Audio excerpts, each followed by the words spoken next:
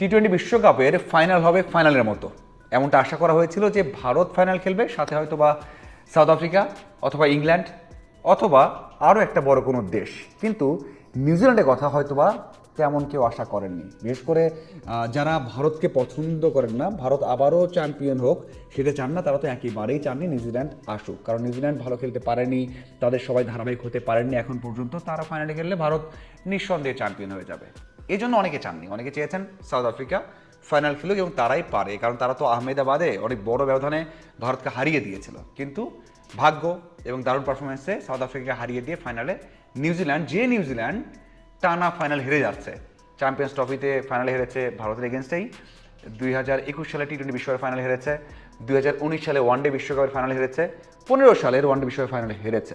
মানে একের পর এক হার, এবং এবারও ফাইনালে উঠেছে এবং সবাই ভেবেই নিচ্ছেন যে এই ম্যাচেও নিউজিল্যান্ড হেরে যাবে, একটুও চ্যালেঞ্জ ছুটতে পারবে না। অনেকে তো বলছেন যে ভাই কোনো সম্ভাবনা নেই, কিন্তু ভাই আমার কাছে মনে হয় এটা ক্রিকেট ম্যাচ, এটা টি-20 ম্যাচ, এটা যে কোনো কিছু ঘটতে পারে। এবং এই ম্যাচটা আপনি বলতে পারেন যে ভারত একটু এগিয়ে থাকবে, হোম কন্ডিশন আছে, ধারাবাহিক পারফর্ম করছে তারা, এবং সবশেষ ম্যাচে ইংল্যান্ডকে হারিয়েছে, সব কিছু মিলে তারা এগিয়ে থাকতে পারে এবং সবাই এগিয়ে রাখছে। যারা প্রেডিকশন দিচ্ছেন, যারা ভারতে আছেন, যারা বিশ্বকাপ নিয়ে বিভিন্ন জায়গায় কথা বলছেন, বিশ্লেষকরা এবং লেজেন্ডারি ক্রিকেটাররা, তারাও বলছেন যে এই ম্যাচ ভারত এগিয়ে আছে।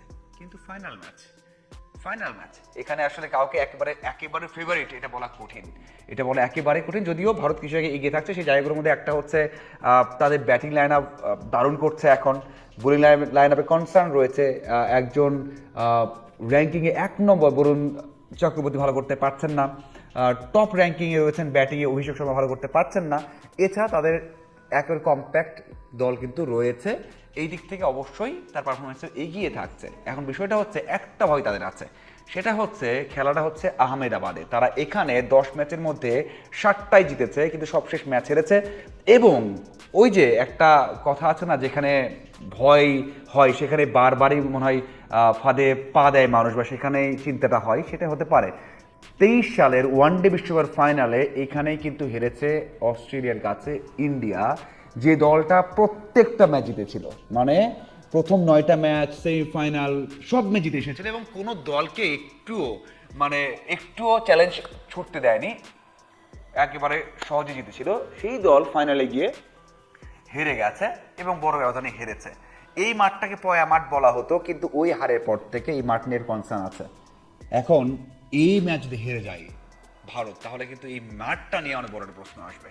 যদি অনেকে বলছেন যে আসলে না, মাঠ না, এখানে ভারত জিতবে এবং ভালো করবে, যেখানে 1,20,000 মানুষ খেলা দেখবে, তারা যখন কথা বলবে, তারা যখন চিয়ার করবে ভারত দলকে, তখন বড় একটা শক্তি হয়ে দাঁড়াবে। কিন্তু কোনো কারণে যখন খারাপ সময়গুলো যাবে, তখন এটাই কিন্তু বড় একটা ভয়ের কারণ হয়ে দাঁড়াবে, যেমনটা ওই ফাইনালে হয়েছে। অস্ট্রেলিয়া পুরো স্টেডিয়ামকে চুপ করে দিয়েছিল।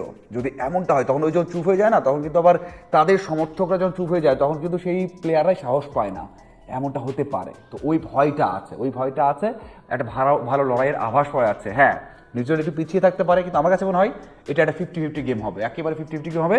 এখন আসা যাক যে কী হতে পারে উইকেট নিয়ে কথা হচ্ছে, যে এই উইকেটে ভারত সহযোগিতা পাবে এবং যারা পরে ব্যাট করবে, চেস করবে, তারা এগিয়ে থাকবে ম্যাচ জয়ের ক্ষেত্রে। কিন্তু এটা মাথায় রাখতে হবে যে এখানে আগে যেমন দুই দলই সেমিফাইনালে বেস্ট খেলা খেলেছে, 253 করেছে, এরা 70 চেস করেছে মাত্র 13 ওভারে, এমনটা হবে না। যারা ভাবছেন এমনটা হবে না, হয়তো বা হাই স্কোরিং ম্যাচ হবে। সেই হাই স্কোরিং ম্যাচ 180 থেকে 200।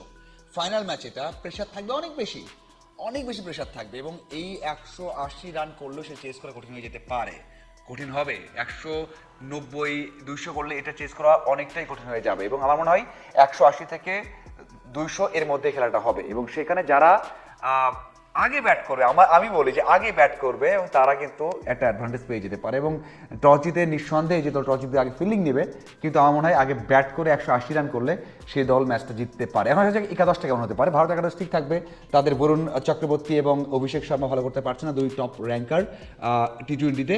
কিন্তু তারা সেম একাদশ নিয়ে নামবে বলে মনে হচ্ছে। অন্যদিকে নিউজিল্যান্ডে একটা কনসার্ন আছে যে তারা একজন বোলার নিয়ে খেলবে কিনা। ভারত তো 200 করবে, চিন্তা করবে। এখন নিউজিল্যান্ড কোন প্ল্যানে যাচ্ছে, যে ভারত 200 করলে চেস করার জন্য ব্যাটসম্যান বেশি নিব, নাকি ভারতকে 200 না করিয়ে একজন ভালো বোলার নিয়ে 180-তে আমরা অল আউট করার চেষ্টা করি। সেই ক্ষেত্রে একজন ব্যাটার কমিয়ে বোলার নেওয়া হতে পারে। বেটার মানে হচ্ছে ম্যাকনজি এবং হচ্ছে সেখানে নিশাম, এই দুজনের মধ্যে দুজনেই অলরাউন্ডার। তো একজন অলরাউন্ডার কমিয়ে একজন বোলার নেওয়া যায় কিনা, ডাফিকে নেওয়া যায় কিনা, যিনি ধারাবাহিকভাবে গেল 1.5 বছর ভালো বল করেছেন, এটা একটা কনসার্ন হতে পারে নিউজিল্যান্ডের। এছাড়া নিউজিল্যান্ডের একটা পরিবর্তন বা ভারতের একটা পরিবর্তন না, এটাই হতে পারে ফাইনাল স্কোয়াডটা।